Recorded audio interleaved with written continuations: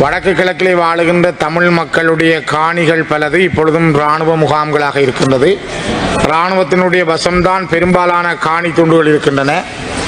வடக்கு கிழக்கிலே பெரும்பகுதியான இடங்களில் மக்கள் இப்பொழுதும் அகதிகளாக தனியார் வீடுகளிலும் முகாம்களிலும் வாழ்கிறார்கள். அவருடைய சொந்த நிலங்களில், குறிப்பாக பலாலியில் கூட அவருடைய சொந்த நிலங்களில் வாழ முடியாதவாறு 3000 ஏக்கருக்கு மேற்பட்ட காணிகள் இராணுவத்தால் பிடித்து வைத்திருக்கப்பட்டு அவர்கள் வெவ்வேறு இடங்களில் அந்த மக்கள் இப்பொழுதும் குடியேறி வாழ்ந்து கொண்டிருக்கிறார்கள். கிளிநொச்சி நகர பகுதியிலே கிட்டத்தட்ட 41% காணிகள் இராணுவ வசம் உண்டு. 1956களில் 70கள் வரை அனுராதபுரத்திலிருந்து 26,000 தமிழ் குடும்பங்கள் வெளியேற்றப்பட்டார்கள். அவர்கள் மீள்குடியேற்றம் செய்யப்படவில்லை.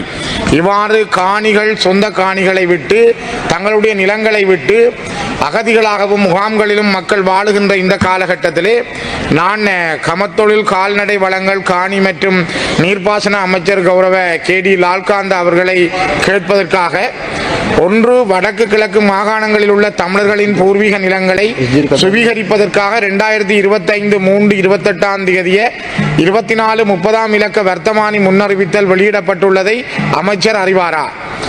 மேற்குறித்த இரண்டாவது கேள்வி, மேற்குறித்த வர்த்தமானி அறிவித்தல் மூலம் கோரப்பட்டுள்ள காணிகள் என்ன தேவைக்காக கோரப்பட்டுள்ளன என்பதையும், 5700 ஏக்கர் வரையான காணிகளை அவசரமாக சுவீகரிப்பதற்கான காரணம் என்ன என்பதையும் அமைச்சர் இச்சபைக்கு அறிவிப்பாரா?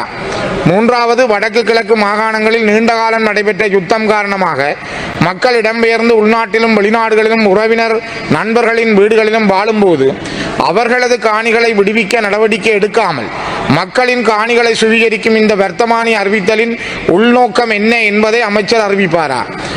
நாலாவது, தமிழ் மக்கள் மீது மேற்கொள்ளப்பட்ட நீண்டகால யுத்தம் காரணமாக அவர்களது காணி ஆவணங்கள் தவறிடப்பட்டுள்ளதாக மாவட்ட செயலகங்கள் தெரிவிக்கும் நிலையில் இப்புதிய வர்த்தமானி அறிவித்தல் மூலம் காணி உரிமையை உறுதிப்படுத்துமாறு எவ்வாறு கோர முடியும் என்பதை அமைச்சர் இந்த உயரிய சபைக்கு அறிவிப்பாரா?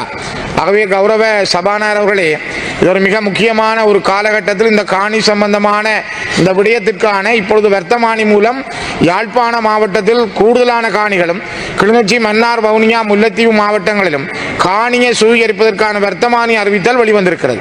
இதனுடைய உள்நோக்கம் என்ன என்பதை அமைச்சர் இப்பொழுது இந்த சபைக்கு தெரிவிப்பாரா? கௌரவ சபாநாயகர் அவர்களே, அமைச்சர் இருக்கிறாரா? இதுக்கு பதிலளிப்பாரா? 27 விட தருவாரா? அமைச்சர் இருக்கிறாரா? ගරු අමාත්‍යතුමා, 32 ප්‍රශ්නයට ගරුව ශ්‍රීධරන් මන්ත්‍රීතුමා කෘෂිකර්ම ඇමතුමා දැනුම් දීලා තිබෙනවා සතියක් කල් ඉල්ලනවා කියලා මේ ඔබතුමාට පිළිතුරු ලබා දෙන්න.